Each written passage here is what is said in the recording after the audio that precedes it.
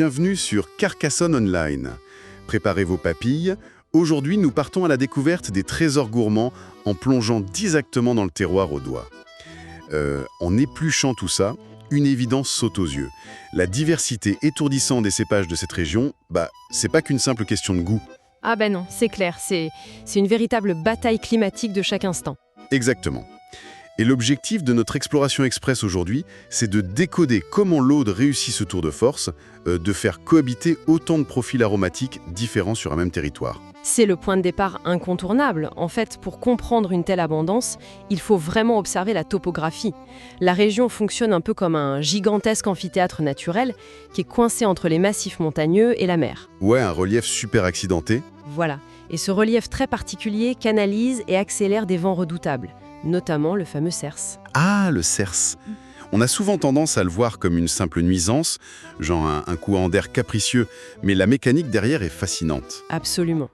C'est un flux qui est extrêmement sec. Du coup, en balayant les vignes avec force, il assèche littéralement l'humidité résiduelle après les pluies. Ce qui empêche les champignons de se développer, en fait. C'est ça, c'est un fongicide naturel extrêmement puissant. La nature opère son propre nettoyage sanitaire.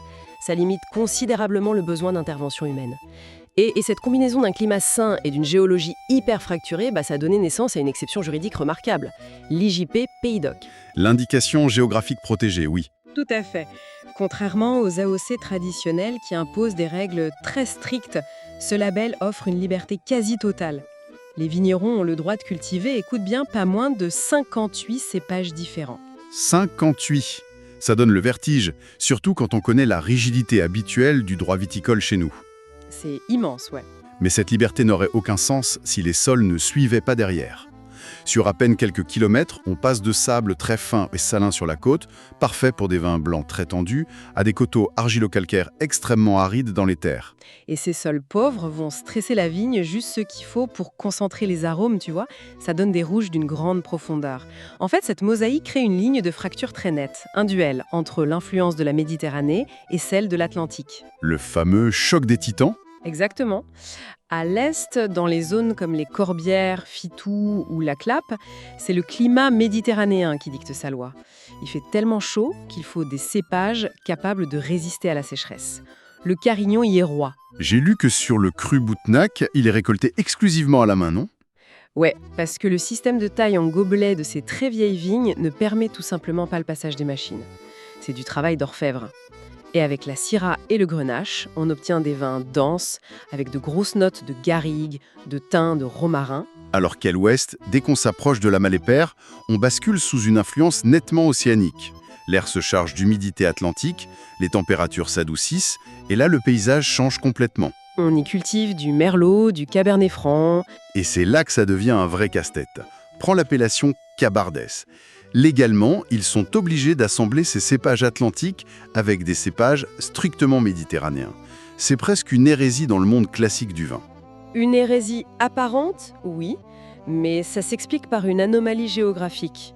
Le Cabardès est perché sur les pentes de la Montagne Noire, pile sur la ligne de partage des eaux. D'accord. Les nuages atlantiques viennent s'y bloquer, mais le soleil de la Méditerranée tape toujours très fort.